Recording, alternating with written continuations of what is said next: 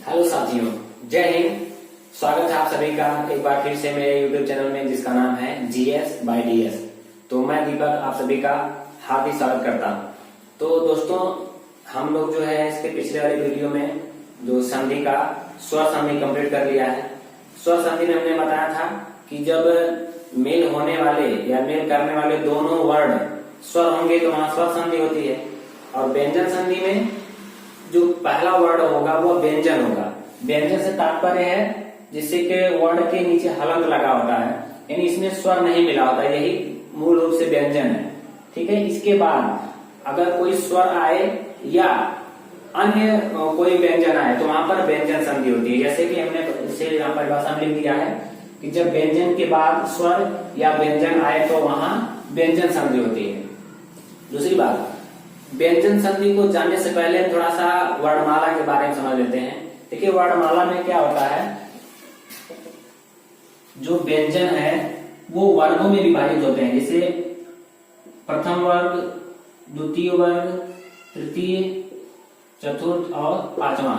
हम समझा रहे हैं, समझिए उदाहरण। जैसे हम लोग अगर हम क वर्ग की बात करें तो क प्रथम वर्ग, प्रथम इसी को पहला वर्ड है, ख दूसरा वर्ड है, ग तीसरा वर्ड है, घ चौथा वर्ड है और ङ इसका पांचवा वर्ड है। अब वर्ग का नाम क्या होगा, उसको नाम हम देंगे का वर्ग, इसका नाम देंगे का वर्ग। ठीक है, इसका नाम देंगे हम का वर्ग। इसी तरह से चा वर्ग में चा पहला रहेगा, छा दूसरा, ज तीसरा, झा चौथा और य पांचवा।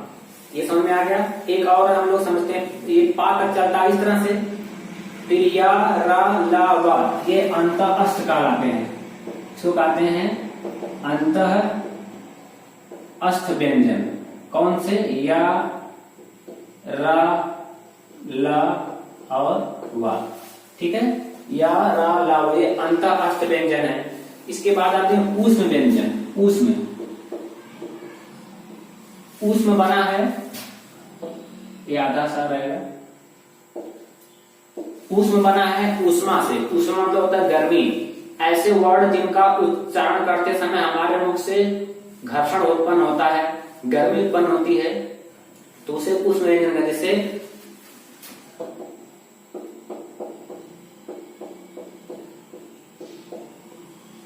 ये चार वर्ड हैं जिन्हें कहते हैं ऊष्म व्यंजन।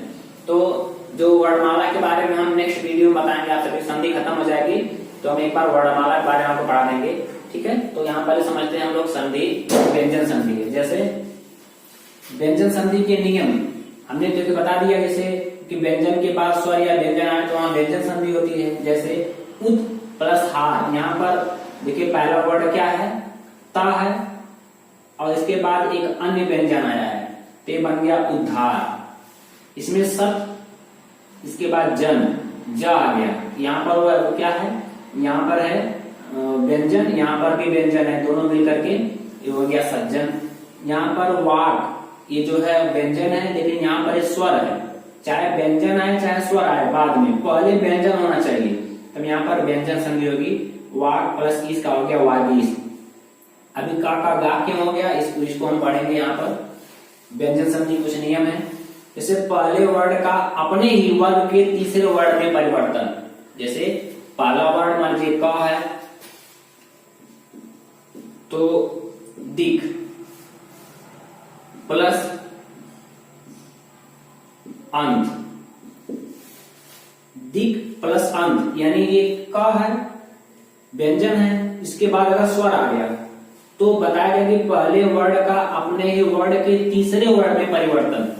तो क्या हो जाएगा, तीसरे वर्ड में परिवर्तन हो जाएगा। किससे? इसका नियम है, यदि किसी भी वर्ग का पहला वर्ड है उसके बाद उसका तीसरा वर्ड आ जाए, गा, या उसका चौथा वर्ड आ जाए, घा, तो ये परस्पर उसी के तीसरे में बदल जाता है, ग में ही बदल जाएगा। या अंत अष्ट भी आ जाएगा तब भी जो है बदल जाएगा तीसरे में। फिर सुनिए, अगर पहले वर्ड के बाद, यानी वर्ड का पहला वर्ड है, इसके बाद उसी का या कोई अन्य तीसरा आ जाए या चौथा आ जाए, तथा या रा ला वा में से कोई आ जाए तो जिसका रहेगा ये का है ना, तो इसके बाद का जो तीसरा रहेगा वही बन जाएगा दिगंत। दिगंत देखिए, जो लोग पहली बार संधि पढ़ रहे होंगे उनको थोड़ा समझने में टाइम लगेगा, लेकिन आप अगर बार बार समझने का प्रयास करेंगे तो आसान लगेगा। पहली बार में थोड़ा सा कठिन लगता है सब कुछ, ठीक है। समझिए, प्रयास कीजिए, मैं क्या बोल रहा हूं उसको ध्यान सुनिए। कोई भी वर्ड का पहला व्यंजन हो, जैसे का जो है का वर्ड का पहला व्यंजन है, इसके बाद जो इससे संधि हो रही है वो अगर तीसरा वर्ड हो, किसी का भी तीसरा, चाहे पा का, चाहे पा का, चाहे ता का, किसी का हो, अगर तीसरा हो या चौथा भी हो, जैसे इसमें गा की जगह भा आ गया, या यानी पा फा बा की जगह भा आ गया, भा में से कुछ भी आ जाए, तीसरा आए चाहे चौथा आए, या ना ला वा कोई भी आए, तो बनेगा क्या, सदैव जो है इसी का तीसरा बनेगा। यानी क है तो इसका ग बन जाएगा। तीसरा ग होता है ना का वर्ग में तीसरा वर्ड क्या है, ग है, तो हमेशा ग बन जाएगा। जैसे दिक प्लस अंत बराबर दिगंत। दूसरा देखिए, जैसे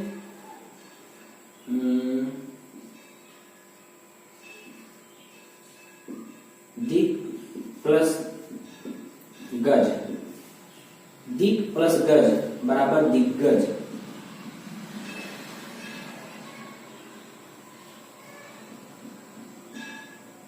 ठीक, दिक प्लस गज बराबर दिग्गज। वाक प्लस ईस बराबर वागीस।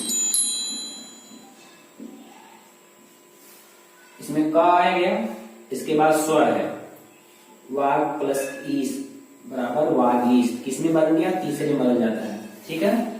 तो पहला वाला समझ में आया कि पहले वर्ड का अपने वर्ड के तीसरे वर्ड में परिवर्तन, तो हमने का वाला बताया। अभी हमने किसका बताया, का वर्ग। अब हम इसके बाद देखते हैं चा वर्ग। यहाँ पर नीचे लिखने पर दिखाई देगा, इसलिए आप इसका स्क्रीनशॉट लीजिए, मैं ऊपर लिखता हूँ। इसके बाद देखिए, अब हम देखते हैं इस स्लाइड में कि जो चा का जा कैसे हो जाता है। मतलब पहला हमने टॉपिक क्या बताया आपको कि जब पहले वर्ड के बाद किसी भी वर्ड का तीसरा, ये तीसरा या चौथा या ये आ जाए, तो जो वर्ड रहेगा प्रारंभ में उसी वर्ग का तीसरा वर्ड हो जाएगा इसमें, ठीक है। जैसे पंच प्लस आब बराबर पंजाब। आब मतलब होता है जल। पंच चा आ गया, इसके बाद अगर स्वर आया तो तीसरे में बदलना है, जान लीजिए। और अगर तीसरा वर्ड आ गया, चौथा वर्ड आ गया, या ला वा में से कोई आ गया, तो जा ही होगा। अच धन अंत अजंत, अच धन आदि अजादि। जैसे टा का डा होना, जैसे खट प्लस आनंद खडानन, टा का डा हो गया, तीसरा वर्ड हो गया। उसी तरह से ता का देखिए, ता का दा होना, उत प्लस योग उद्योग, ये सब इंपॉर्टेंट है, ता वाले बहुत इंपॉर्टेंट है। भगवत प्लस भजन, जहां ता का दा हो गया, भगवत भजन हो गया। सत प्लस भावना, सद्भावना, या ता का दा हो गया। सत प्लस गुड़, सदगुरु। इस तरह से सत प्लस गुरु, सदगुरु, दा हो जाता है, ठीक है। पा के बा होना, पा का बा होना, देखिए अप प्लस ज, अब जो हो जाएगा अप। इसके बाद धी, अब धी हो जाएगा, बाल बदल गया। सुब अंत, सुबंत हो गया। तो आज की वीडियो में बस इतना ही। हमने आज क्या सीखा कि जब किसी भी वर्ग का पहला वर्ड अगर शुरू में है और उसके बाद कोई स्वर आता है, या किसी भी वर्ग का तीसरा वर्ड या चौथा वर्ड आता है, या अंतःस्थ व्यंजन या अलावा आता है, तो जो पहले वर्ड आया है उसी का तीसरा वर्ड हो जाएगा, ठीक है। तो वीडियो ज्यादा लंबी ना हो, इसलिए मैं जो इसका दूसरा नियम है कि जो पहला वर्ड है ये कब पांचवें में बदल जाता है, इसके बारे में पढ़ाएंगे हम। उसके बारे में हम आगे बढ़ाएंगे। तो मिलते हैं नेक्स्ट वीडियो में, तब तक के लिए जय हिंद।